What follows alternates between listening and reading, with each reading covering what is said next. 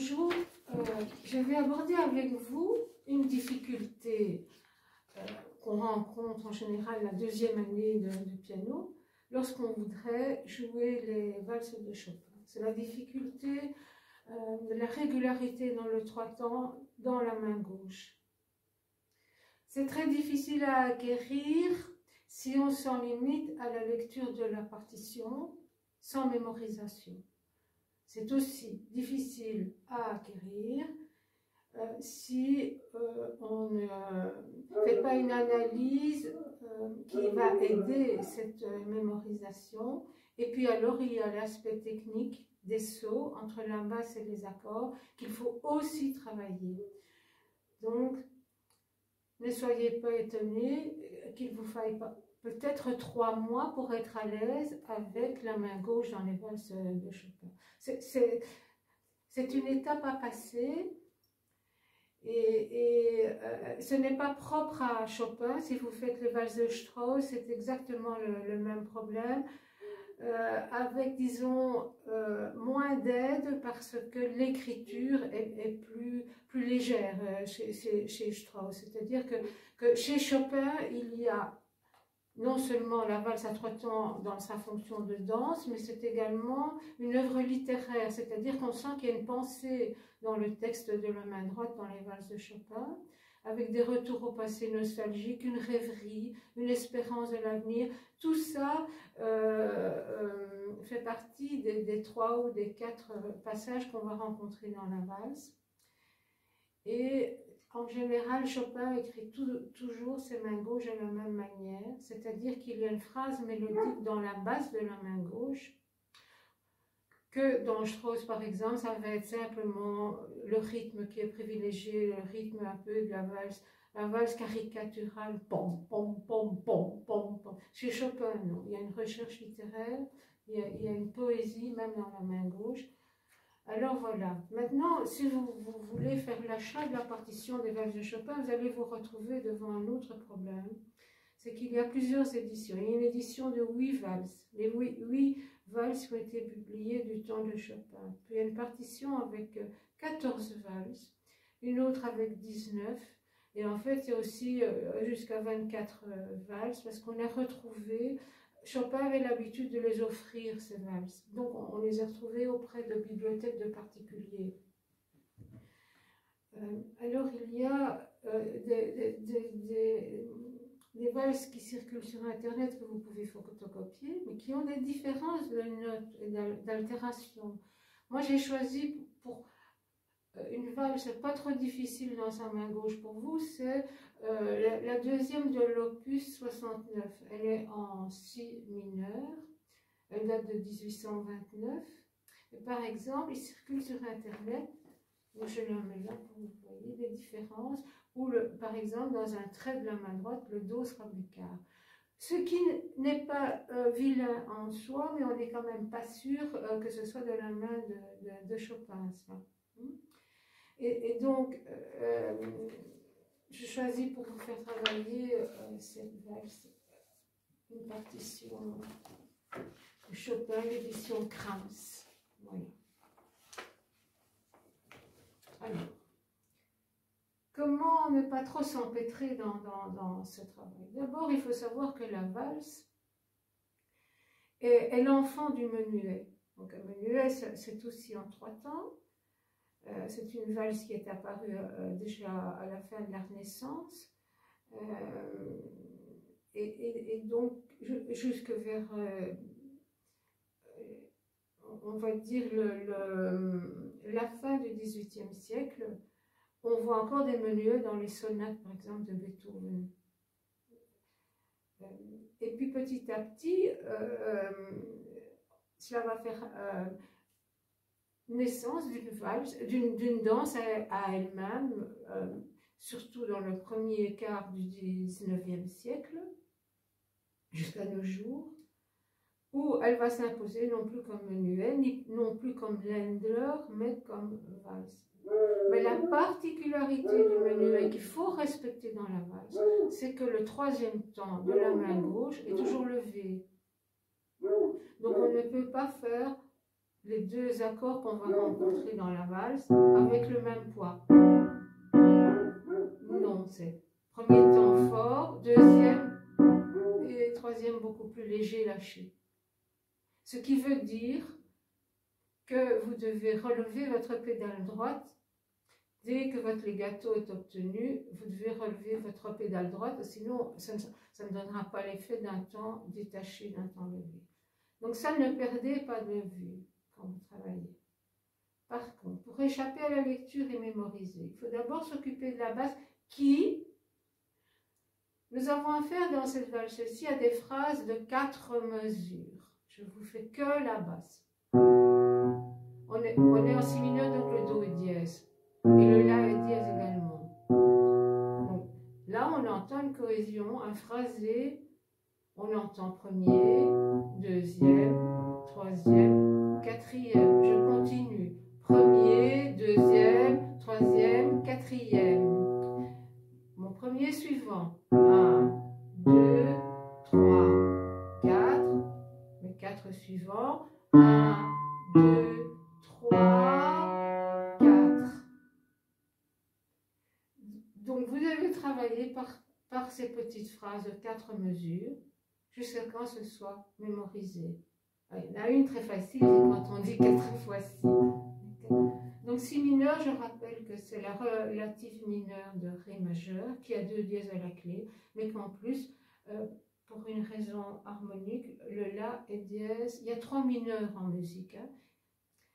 Je vous désirerai ça une autre fois, c'est de la théorie, mais ici donc c'est une des 3 possibilités du mode mineur, le La est dièse. Mais on va changer de tonalité dans la partie médiante de la valse. Pour le moment, vous êtes en si mineur. Quand vous avez mémorisé ces 4 mesures par phrase, vous faites une page par exemple. Il y a une section où on va mettre une 5e mesure qui sera un écho de la 4e. Donc c'est aussi une mesure, on va dire, raffinée de l'écriture de Chopin. C'est qu'à un moment donné, il va mettre une 5e mesure, mais comme un écho, comme attention, j'avais oublié de dire quelque chose. Ça ne change rien à la cohérence des 4 mesures dont je vous ai parlé. Donc soyez bien à l'écoute de ça. Formez-vous vous-même votre propre analyse. Où sont mes phrases littéraires, musicales dans ma main gauche? Après, on va marier 2 accords bien souvent identiques à chaque note. Le Si va rencontrer le Fa dièse si Ré. Prenez bien le 4 sur le Fa dièse. Voilà. Ça, c'est le doigté le plus confortable pour faire des accords. N'allez pas vous empêtrer avec des petits doigts 3-5. Donc 4, 2 pouces. Donc vous remarquez bien, pour déjà le fixer dans un début de mémoire, que le Si va aller au Fa dièse. Le Do dièse, là vous pouvez prendre le 5 parce que c'est un accord d'intervalle différent. Le Do dièse va aller avec un Do dièse en son centre, Fa dièse et Mi.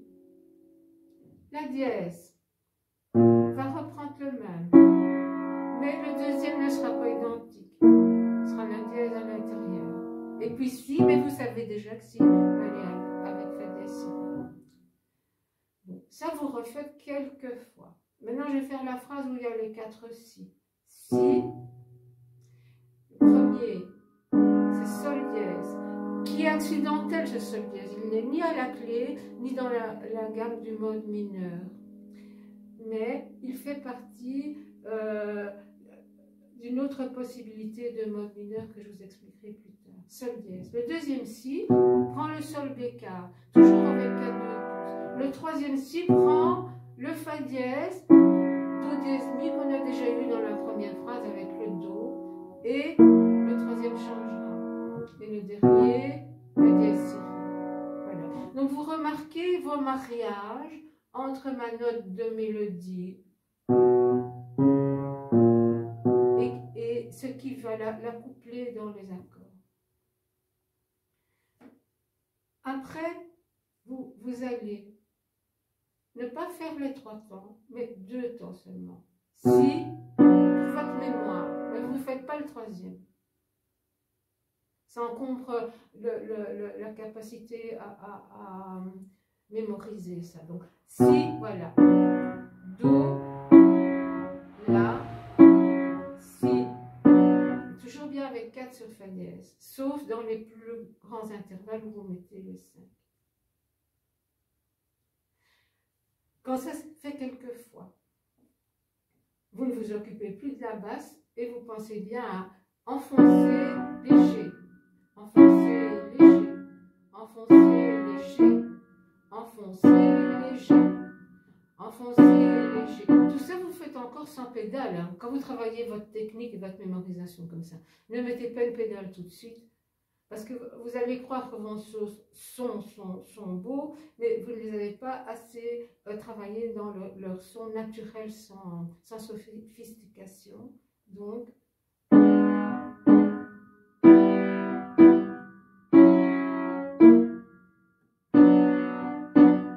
quand ça, tout ça c'est parfait, alors vous faites les 3.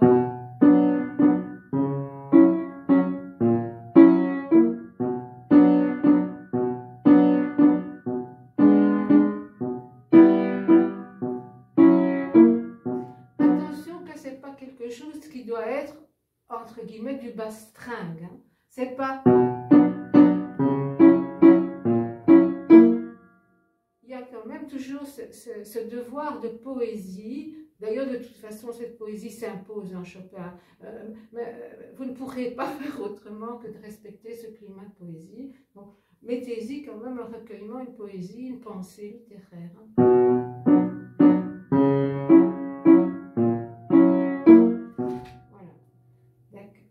Donc ça c'est pour votre main gauche. Et vous allez en travail jusqu'à la reprise numéro 1 qui vous permet alors de continuer. Votre main droite. Non, je me trompe de tonalité, pardon. Là, vous aurez des problèmes de doigté. Il faut que vous fassiez plusieurs fois votre gamme de Si mineur. La gamme de Ré majeur, la voici. La gamme de Si mineur va garder ce Fa dièse et ce Do dièse, mais va ajouter le La dièse. Voilà, le problème il est là, vous voyez?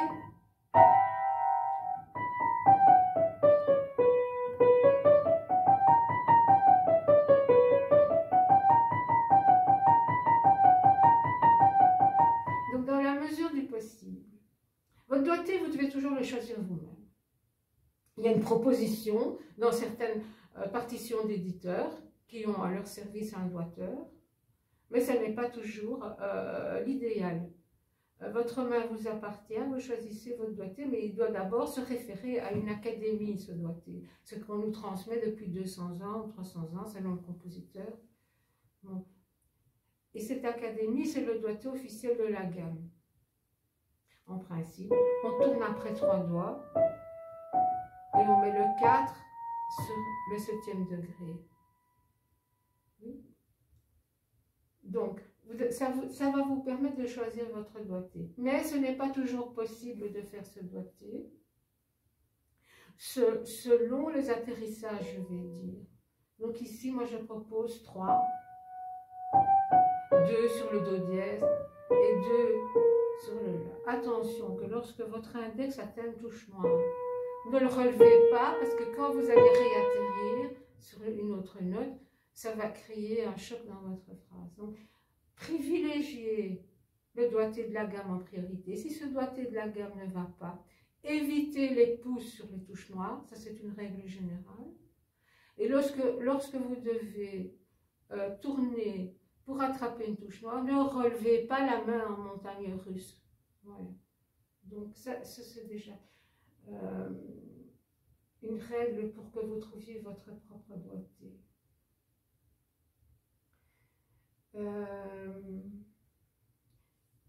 Lorsqu'on fait la descente, moi je prends Do, pouce 3, pouce 3, 2, pouce. Voilà. Donc c'est 2 fois pouce 3, pouce 3, pouce 3. Ça c'est autorisé, c'est aussi académique, on fait les changements autour d'un pouce couché. Voilà. Parce que sinon vous risquez d'accrocher. Donc pouce, 1, 3, 1, 3. Voilà. Voici mes premiers conseils. Alors, écoutez plusieurs pianistes la jouer pour que vous l'ayez bien dans l'oreille, mais respectez quand même les points que je vous ai détaillés pour votre main gauche, à savoir que c'est l'enfant du menuet, que dans un menuet, on relâche plus léger le troisième temps, donc le deuxième accord, et donc on n'y met pas de pédale. On relève la pédale dès qu'il est fait, dès que le legato est obtenu. D'accord? Cherchez la cohérence de vos phrases qui sont dans la basse, par 4 mesures dans cette valse-ci, oui, et privilégiez la mémoire à la lecture pour votre travail. Voilà, bon travail, merci beaucoup.